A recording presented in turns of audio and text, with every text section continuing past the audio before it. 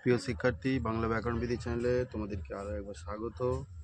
আবার আজকে test paper নিয়ে এসেছি। টেস্ট পেপারের যে ব্যাকরণ সেকশানেতে 15 নাম্বার থাকে, সেইটা যাতে তোমরা পুরোপুরি তুলতে পারো সেই প্রয়াসই আমি চালিয়ে যাচ্ছি। তোমরা ভিডিওটা দেখতে পারো এবং এর আগে অনেকগুলো ভিডিও আছে, তোমরা সেগুলো সবই দেখতে পারো, তোমাদের অনেক উপকারে আসবে। চলো আজকে পেজ নাম্বার 15, পেজ 15 দেখো, এখানে 10, 1-10 থেকে যে ব্যাকরণেরগুলো প্রশ্নগুলো আছে দেখছি। প্রথমেই আছে 1-10, নমি পুত্র পিতার চরণে। নিম্নরেখ পদে কি পিতার চরণ, কার চরণ? পিতার চরণ। বলেছিলাম যে কোনো ব্যক্তি বা বস্তুর অধিকারে থাকলে যদি এরকম বোঝায় যে কোনো ব্যক্তি বা বস্তুর অধিকারে রয়েছে, যেই পদটা দিয়ে বোঝাবে সেই পদটাকে সম্বন্ধ পদ বলে। আর এই পদটা সাধারণত র কিংবা এর বিভক্তি যুক্ত করে তৈরি করা হয়। যেমন এখানে পিতার চরণ, চরণটা কার? পিতার, তাহলে চরণটার একমাত্র অধিকার পিতার, তাই তো? পিতারই অধিকার আছে চরণটার প্রতি, তাহলে পিতার চরণ। সেই রকমই রাজার পুত্র, গঙ্গার জল, চাঁদের কণা, মায়ের কোল, এই সমস্ত যে দুটো পদকে র বা এর বিভক্তি দিয়ে যুক্ত করা হয় সেগুলোকেই সম্বন্ধ পদ বলে। তাহলে এখানে উত্তরটা তোমাদের হবে 2, খ হচ্ছে সম্বন্ধ পদ। ঠিক আছে, এবার 11 দাগে সূর্য উঠলে পদ্ম ফোটে। দেখো এখানে দুটো কর্তা আছে, একটা হচ্ছে অসমাপিকা ক্রিয়ার একটা কর্তা, আর একটা হচ্ছে সমাপিকা ক্রিয়ার কর্তা। অসমাপিকা ক্রিয়ার কর্তা হচ্ছে সূর্য উঠলে, ঠিক আছে, আর সমাপিকা ক্রিয়ার কর্তা হলো পদ্ম ফোটে। পদ্ম ফোটে সমাপিকা ক্রিয়া। তো এই রকম দুটো কর্তা যদি থাকে, একটা অসমাপিকা এবং সমাপিকা, তাহলে সেই কর্তাকে বলা হবে নিরপেক্ষ কর্তা। তাহলে সেই কর্তাকে কি বলা হবে? নিরপেক্ষ কর্তা। এবার দেখো, উপমান ও উপমেয় পদের অভেদ কল্পনা করা হয় যে সমাসে, তার নাম কি? রূপক কর্মধারা। এটা খুবই সহজ।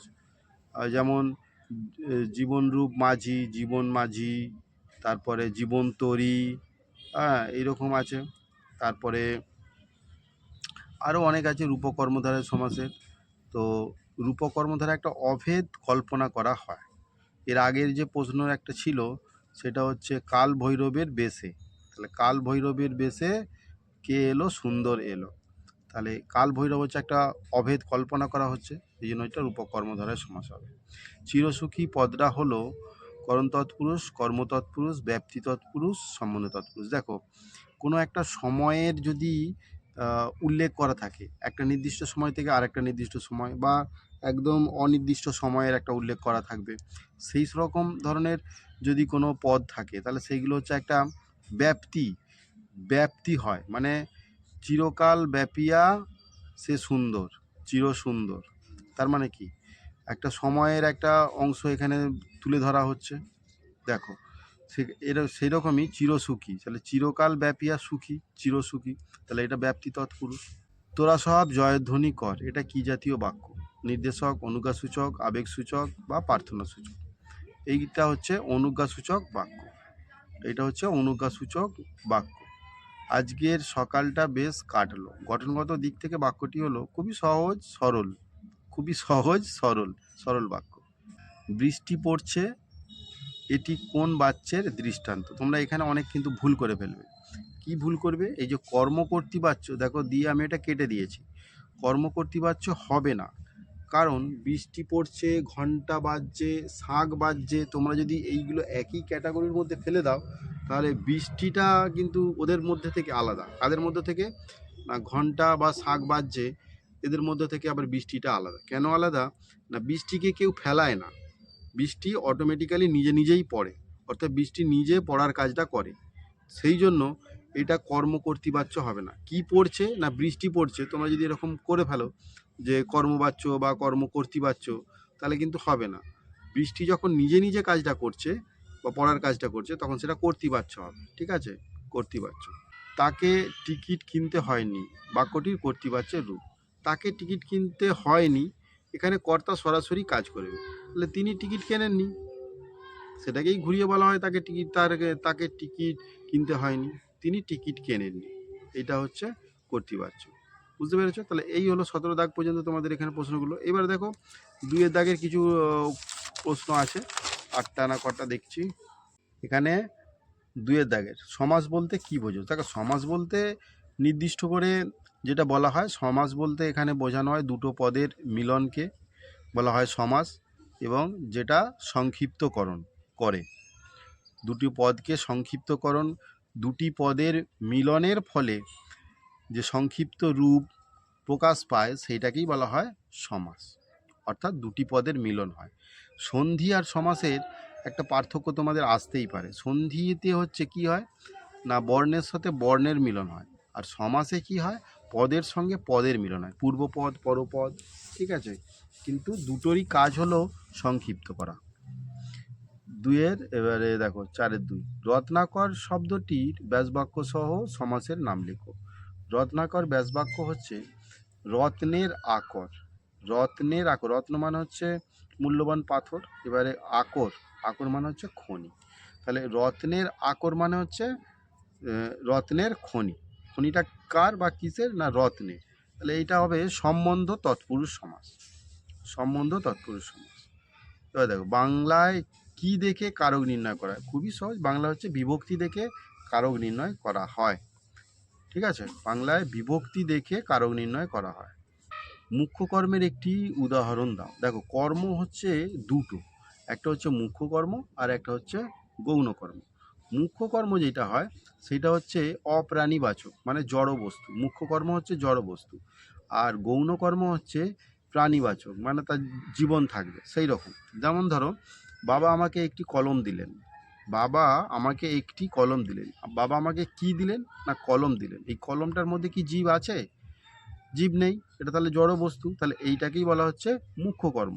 দেখো আমি এই বাক্যটার মধ্যে দুটো কর্মই কিন্তু বলেছি। বাবা কাকে কলম দিলেন? কাকে? না আমাকে দিলেন, বা আমি একটা জীবন, তাহলে আমি, এটা হচ্ছে গৌণ কর্ম। বুঝতে পেরেছো? তাহলে মুখ্য কর্ম গৌণ কর্ম বুঝতে পেরেছো? কোন সমাসে দুটি বিজাতীয় সমস্যমান পদের মধ্যে অভেদ কল্পনা করা হয়? রূপক কর্মধারয়ের সমাস, রূপক কর্মধারায় সমাস। যেমন মন মাঝি, মন রূপ মাঝি, দুটো পদ বিজাতীয় দুটি পদ, বা সমস্যমান পদ, সেই দুটোর মধ্যে কল্পনা করা হয়, ঠিক আছে। তারপরটা দেখো, সংগ্রহ করেছিলে দুর্গমের রহস্য। জটিল বাক্যে, জটিল বাক্যে কীরকমভাবে হয়? যেহেতু সেহেতু যখন তখন এইভাবে হয়। যদিও এটা দুর্গমের রহস্য ছিল তবুও সংগ্রহ করেছিলে, তাহলে কী হবে? যদিও এটা দুর্গমের রহস্য ছিল তবুও সংগ্রহ করেছিলে, এটা হচ্ছে জটিল বাক্য। বুঝতে পেরেছ? আমি ছিলাম কালি কলমের ভক্ত, প্রশ্নসূচক বাক্যে রূপান্তর করো। এখানে একটা কথা বলি, প্রশ্নসূচক বাক্যে যখন করবে অর্থটা যেন সেম থাকে। তাহলে আমি ছিলাম কালি কলমের ভক্ত, এবার যখন তুমি প্রশ্নসূচক করবে কেমন বা কি যদি যুক্ত করে দাও, যেন অর্থটা এইটাই প্রকাশ পায়। ঠিক যেরকম নাবাচক বা হ্যাঁবাচক পরিবর্তন করার ক্ষেত্রে, হ্যাঁবাচক বাক্য বা নাবাচক বাক্য পরিবর্তন করার ক্ষেত্রে যেরকমটা করা হয়, যে অর্থ একই রেখে হ্যাঁবাচক করতে হবে, অর্থ একই রেখে নাবাচক করতে হবে, ঠিক আছে। তো এটা কি হবে? আমি কালি কলমের ভক্ত ছিলাম নাকি? তাহলে আমি কালি কলমের ভক্ত ছিলাম।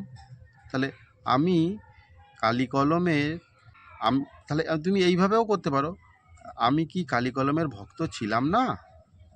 আমি কি কালি কলমের ভক্ত ছিলাম না? তাহলে এটা জিজ্ঞাসা করা হচ্ছে, তাহলে হ্যাঁ আমি ছিলাম। তার মানে এসো যুগান্তরের কবি, ভাববাচ্যে পরিণত করো। ভাববাচ্য হচ্ছে যে ক্রিয়া, ভাববাচ্যে যে ক্রিয়া সেটাই প্রাধান্য পায়। হ্যাঁ, তাহলে যুগান্তরের কবির আশা হোক, যুগান্তরের কবির আশা হোক, এটা হচ্ছে ভাববাচ্য হয়ে গেল। এবার দেখো কর্মবাচ্যের একটি উদাহরণ দাও। কর্মবাচ্যের একটি উদাহরণ দাও। আমার দ্বারা বইটি পড়া হচ্ছে, আমার দ্বারা বইটি পড়া হচ্ছে, বা ছেলেটির দ্বারা লোকটি উঠে দাঁড়ালেন, ছেলেটির দ্বারা লোকটি উঠে দাঁড়ালেন, এটা হচ্ছে কর্মবাচ্যের একটি উদাহরণ। দ্বারা দিয়া কর্তৃক এখানে একটু যুক্ত থাকবে।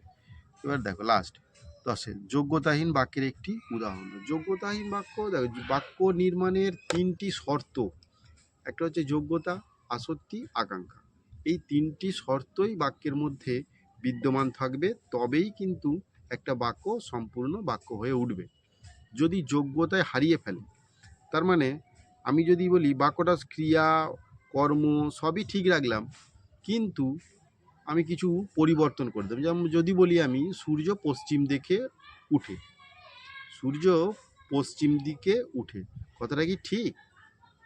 কথাটা তো ঠিক নয়। তাহলে এইটা বাক্য হলো না, এইটা বাক্য হওয়ার যোগ্যতা অর্জন করতে পারলো না, এইটা হচ্ছে যোগ্যতাহীন বাক্য। সূর্য তো আমরা সবাই জানি পূর্ব দিকে ওঠে, তাহলে আমি যদি বলি সূর্য পশ্চিম দিকে ওঠে, তাহলে তো এটা ভুল কথা, তাহলে সেইটা যোগ্যতা হারালো বাক্যটা। ক্লিয়ার হয়েছে? তাহলে এই হলো তোমাদের যে 15টা ব্যাকরণের প্রশ্ন, সেগুলো আমি করিয়ে দিলাম। তোমরা ভিডিওগুলো দেখতে থাকো, বেশিক্ষণ সময় লাগবে না, একটু দেখে নিলে পারে তোমাদের মনের মধ্যে অটোমেটিক্যালি গেঁথে যাবে। আর এখানে যে সমস্ত প্রশ্নগুলো আসছে সেগুলো প্রায় ওই ঘুরে ফিরে একই টাইমের প্রশ্ন আসছে। তোমরা যদি বারবার এগুলো দেখতে থাকো, তাহলে তোমার মনের মধ্যে মালার মতো গেঁথে যাবে। অতএব পরীক্ষার সময় তোমরা খুব অনায়াসেই করতে পারবে। চলো, আজকের ভিডিওটা এই পর্যন্তই। থ্যাংক ইউ, ভালো থেকো সবাই। আবার আসছি নতুন ভিডিওতে।